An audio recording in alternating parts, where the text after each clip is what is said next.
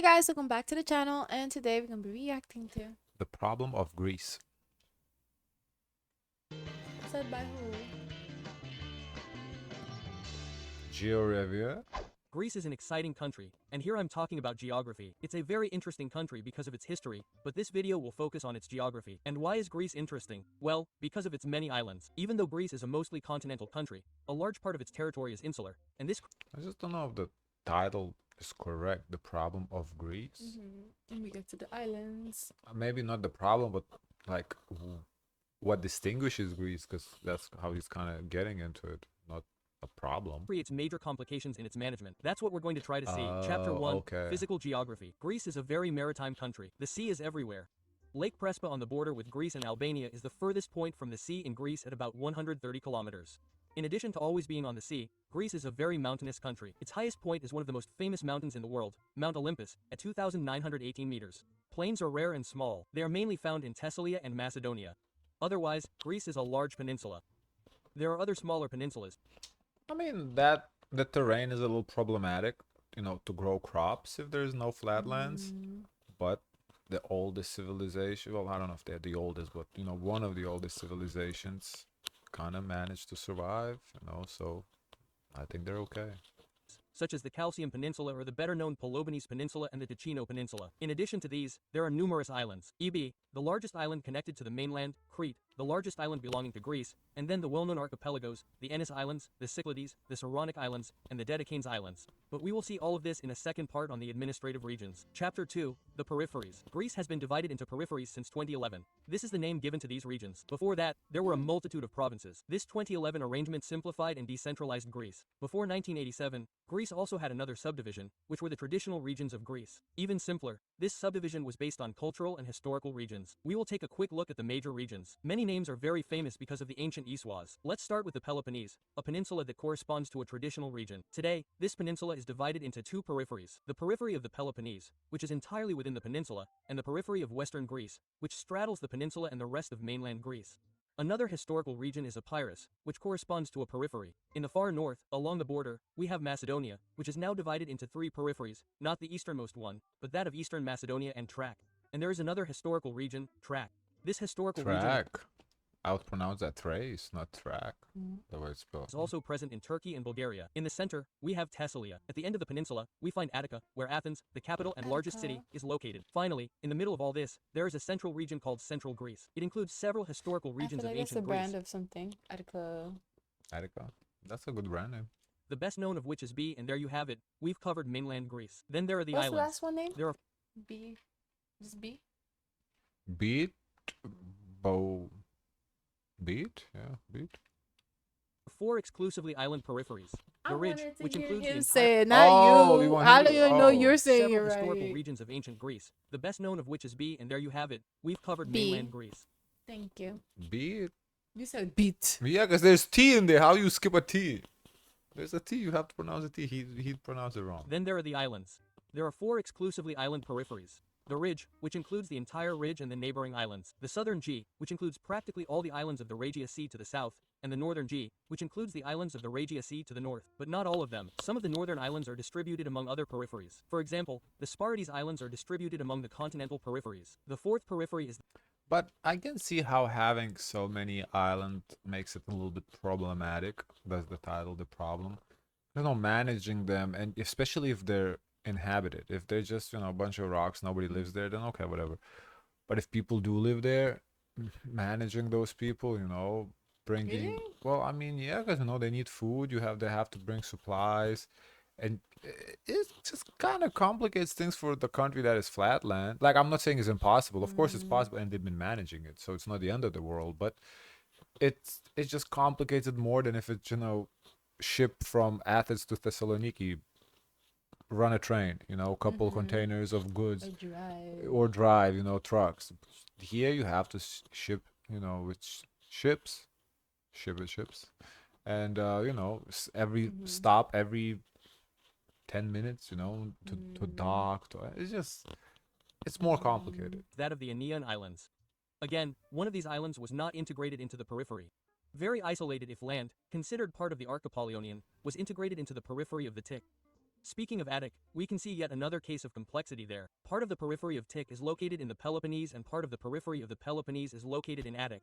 In theory, the Corinth Canal forms the boundary between the Peloponnese and the rest. But I think it was more practical to integrate the canal entirely into a single periphery. Chapter 3. Urban Network. Greece is made up of several famous cities that form an urban network in this rugged and mountainous landscape. Athens, the capital, is the largest city. The municipality comprises only a small part of the urban area. 600,000 inhabitants live in the municipality, but the number reaches 1 million if we take into account the entire regional district of Athens Central. But there are 3 other regional districts in Athens: North Athens, South Athens, and West Athens. These 3 districts have a total of 1.5 million inhabitants, which makes a total of 2.5 million inhabitants for Athens. We must not forget Piraeus, which is a separate district, which brings the population of the Athens metropolitan area to 3 million. 3 million inhabitants in a little over 400 square kilometers, and the metropolitan area is even larger than that in the neighboring Athenian districts. It can be estimated that 3.5 million inhabitants live in the Athens metropolitan area, or 1 in 3 inhabitants of Greece. Greece is therefore a country that is very centralized in a single metropolis. Apart from the city of Athens, which I mean, makes Okay. sense. It's not like if a lot of the country is mountainous, like what people not gonna live in the mountains.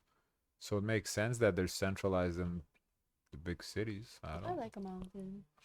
I mean, it's nice, but at the same time, it's kind of isolated. It's not for everyone. Like people can live in them. I'm not saying you can, but you know, it's just different.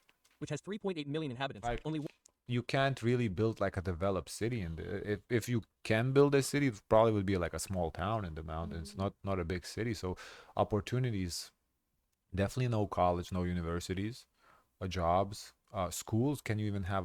Is there gonna be enough citizens for like a school? Are you gonna be able to field 30, 40 kids per class?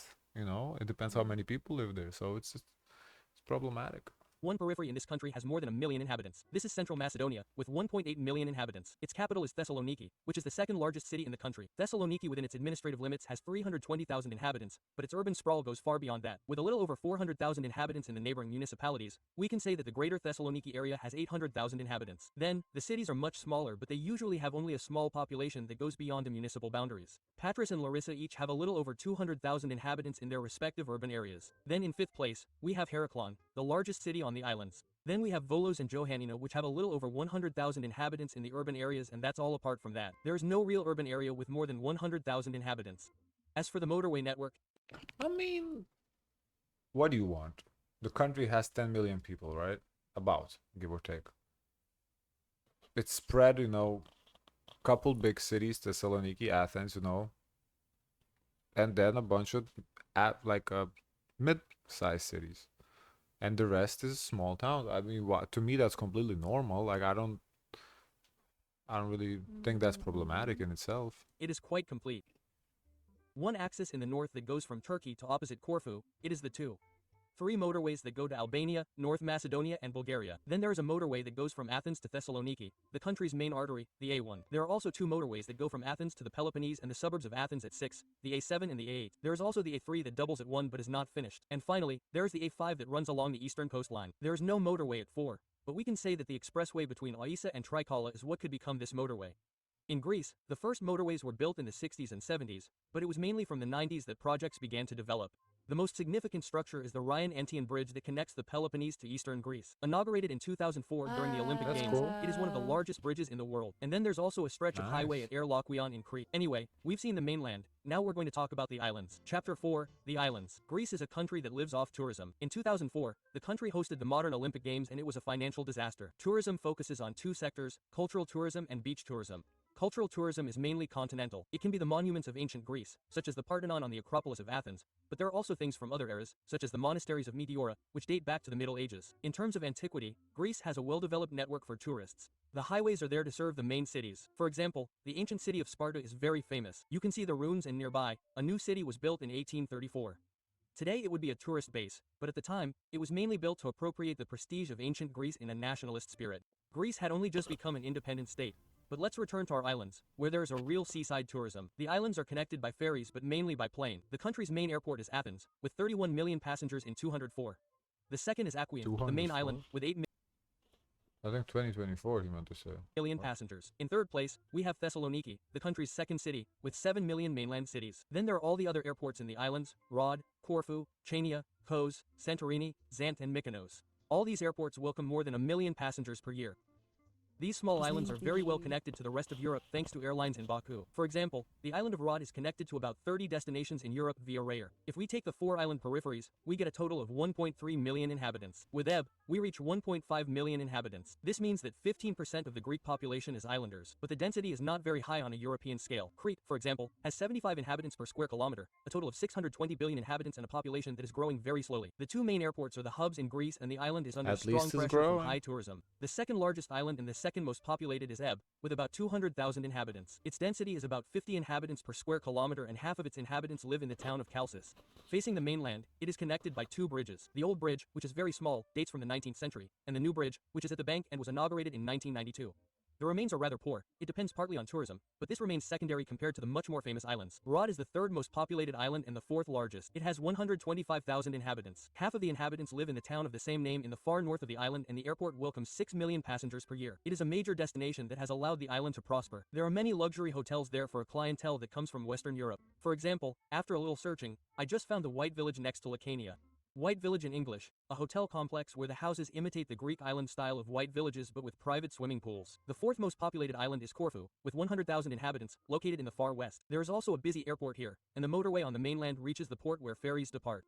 The fifth island has a population of 80,000. In the past, it was very touristy, but today the island is mainly known for welcoming refugees from neighboring Turkey. This has reduced the number of tourists to the island, wow. and that's when we realize that these islands are a little too dependent on tourism. There are so many of them that it's difficult to succeed in all the tourist destinations. Then there's Chios, with 50,000 inhabitants, and this island is not very touristy. It only has a very small airport with 40,000 inhabitants. I won't list all the islands. I'm now going to visit 2 less populated but very touristy islands, Santorin and Mykonos. These 2 islands are in the Cyclades archipelago. This archipelago has a total of 120,000 inhabitants. These inhabitants are mainly spread out over half a dozen islands. Santorin is at the very top of the archipelago. The island currently has 15,000 inhabitants, and the density is 170 inhabitants per square kilometer. This is therefore a high density compared to what we have seen previously in Greece. The island has an international tourist reputation thanks to its white villages with blue roofs. They are very recognizable. We end with Mykonos, 10,000 inhabitants, also very touristy. It is perhaps the most emblematic island of island tourism because it was one of the first to have developed it. Today, it is a festive island with luxury hotels. On the small peninsula, for example, you can see many villas.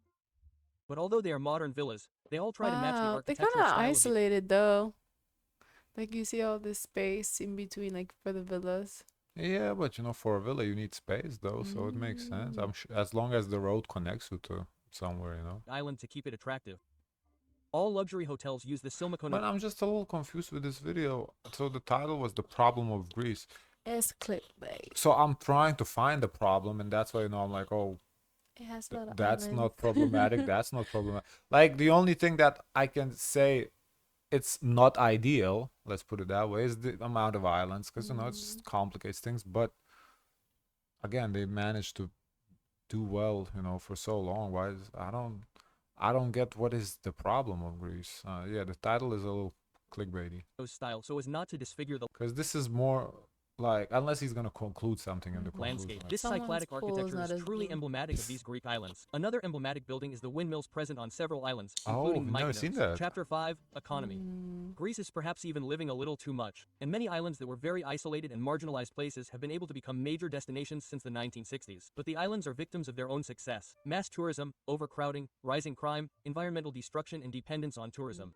We can see this in Mykonos with all the private swimming pools that are being built. There is a real problem with water management. There is a gap between wealthy tourists who Okay, there we go. We're finally getting into problems. Water Okay. management. can afford the cost of resources and the locals. The same goes for housing, which has seen its prices skyrocket. After the 2004 Olympic Games, Greece saw its economy collapse. These Olympic Games cost far too much for very little return on investment. After the Great Crisis of 2008, the country experienced a sharp decline in its GDP, which led to numerous privatizations, including the port of Piraeus, which was sold to the large Chinese group COSCO in 2016.